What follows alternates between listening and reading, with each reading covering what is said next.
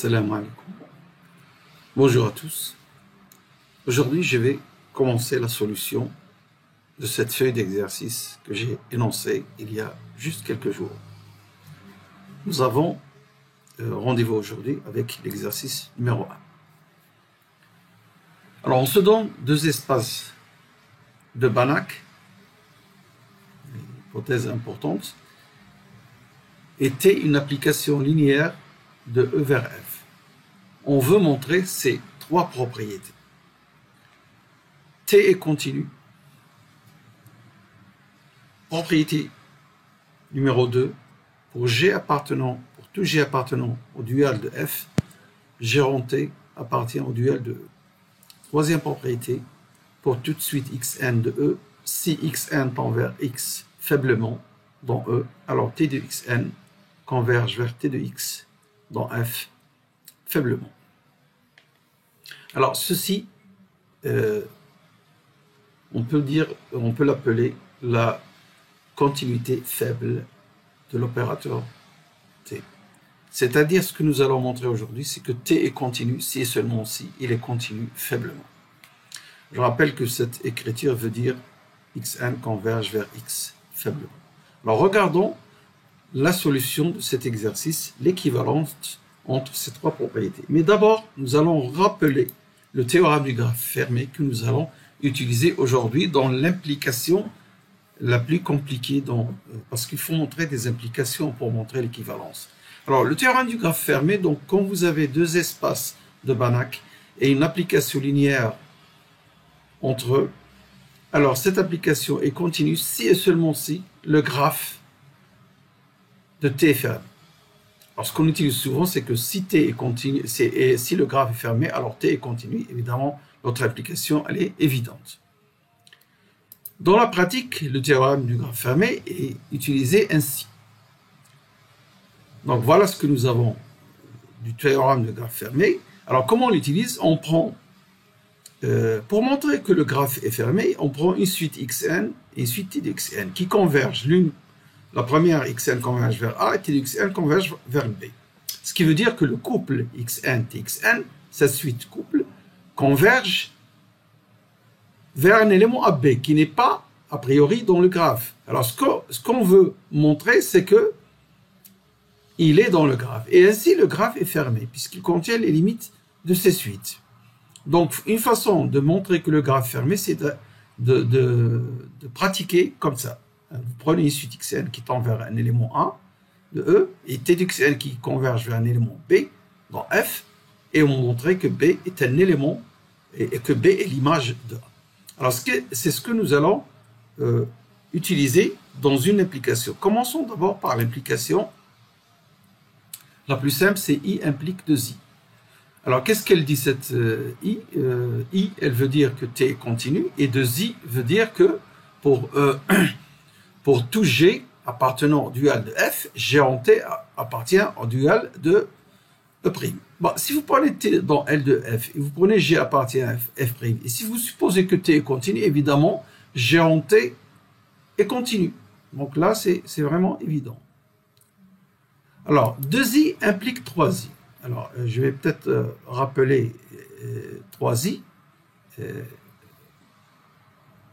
qui est xn tend faiblement vers x, implique t de xn converge faiblement vers t de x. Mais on va le rappeler tout de même. Voilà, donc on veut montrer que 2 implique 3. Voici l'hypothèse que nous allons prendre. Et nous allons montrer ça. Pour tout de suite xn, si xn converge vers x faiblement, alors t de xn converge vers t de x faiblement aussi, mais dans F.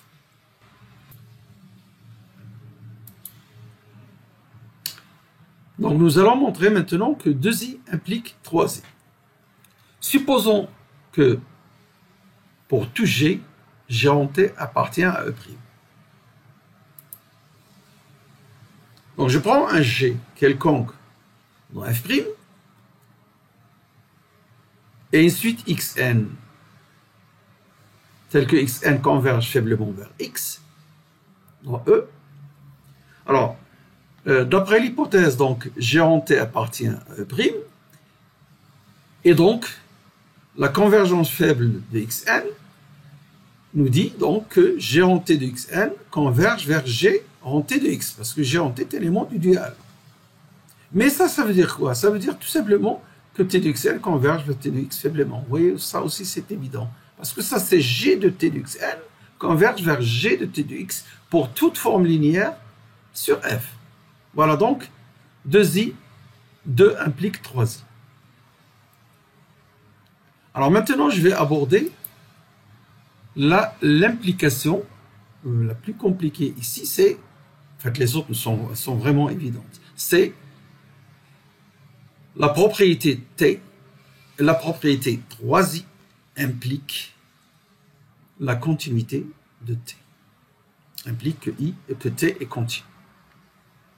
3i, je vous rappelle, pour tout de suite xn, si xn converge vers x faiblement dans E, alors t de xn converge faiblement vers t de x dans f.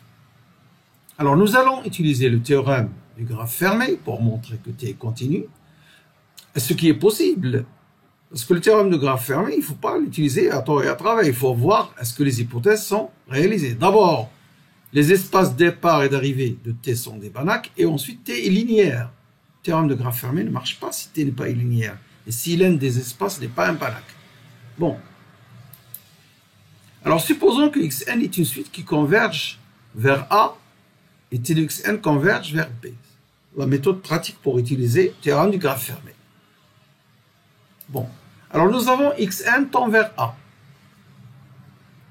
Quand on dit tend vers A, ça veut dire pour la norme. Ça veut dire norme de xn moins A tend vers 0. Mais la convergence en norme, on l'a vu plusieurs fois, entraîne la convergence faible. Et l'hypothèse 3i implique ceci. Ça, c'est 3i.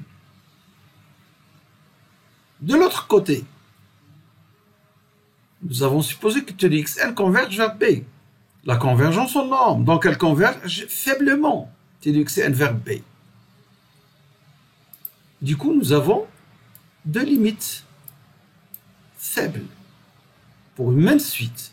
Et nous avons vu très récemment que la limite faible, quand elle existe, elle est unique. Donc, B égale, alors ceci implique